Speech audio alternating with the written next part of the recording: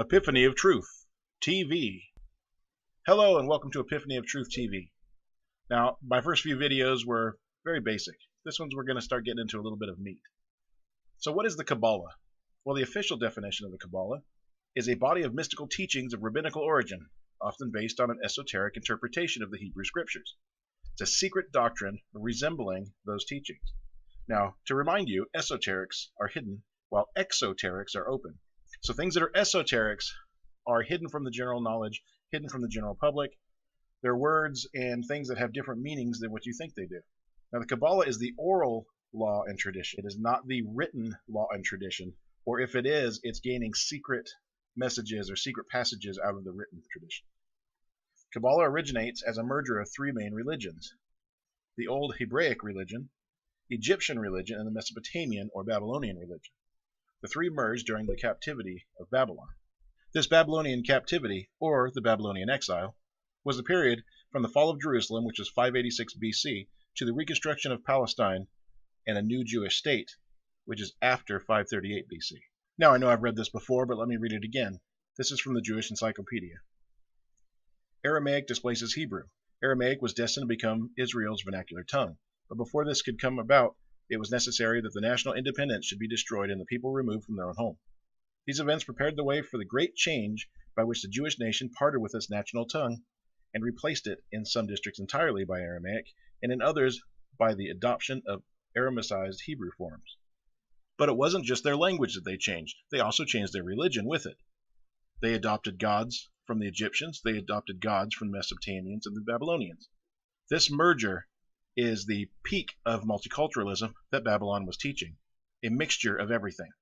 Kabbalism and the new Aramaic language of the Jews became their primary religion. Now, many rejected this, which led to the Septuagint being formed.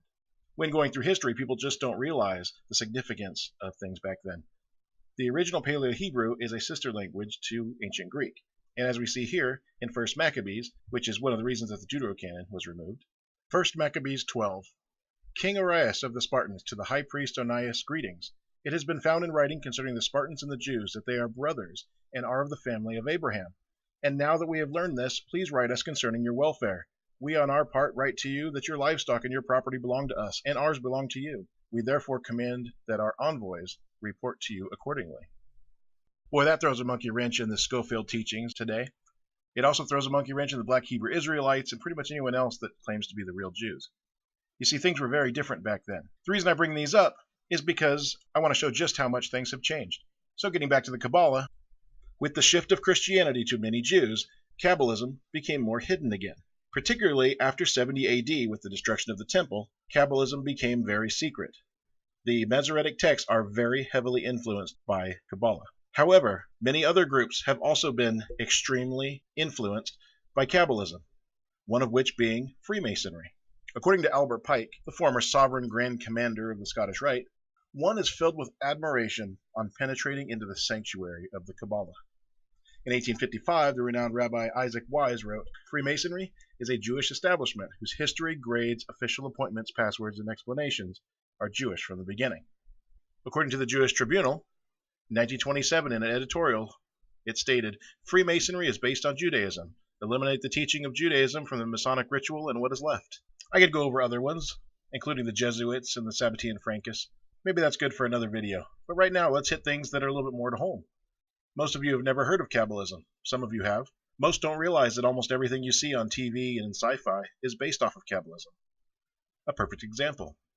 Now, you did something. You do this all the time. You show your Jewishness whenever you can, right? I mean, as Mr. Spock. I think you're right. I mean, a lot of people do. A lot of people know what this means. But there are a lot of stories, by the way, about, I'm sure you're aware, of what this signifies. No, I'm not. Well, there are a lot of stories about it. Some are actually Kabbalistic interpretations. When I first made the correlations between Kabbalah and science, I was stunned. We do know that Isaac Newton had access to certain mystical texts. Certain texts of the Kabbalah. Well, the Kabbalistic description of creation is coming from a single little point, from a speck, and of having matter form and time and space form all together at the very beginning. This sounds very much to me like the description of the Big Bang. And he's absolutely right. The Big Bang is called the shattering of the vessels, or the Shaveret Halakalim. Not to mention that, but the singularity, which is the great contraction, is the Zimzum. The Higgs boson, which is the holy spark or the God spark, is the Nitz-Nuts. The multiverse is the Sephirot. Matter and antimatter are the husks or the divine light. The Din or the Rishimu. Space and time are dimensions or the Insof. He's not joking. Everything that you're taught in public schools about philosophical science and creation is based off the Kabbalah. It's rather amazing, this uncanny reflection of some of the most advanced cosmology coming from our satellites, coming from our atom smashers, coming from our blackboards, that are mirrored in the Zohar and ancient Kabbalistic texts.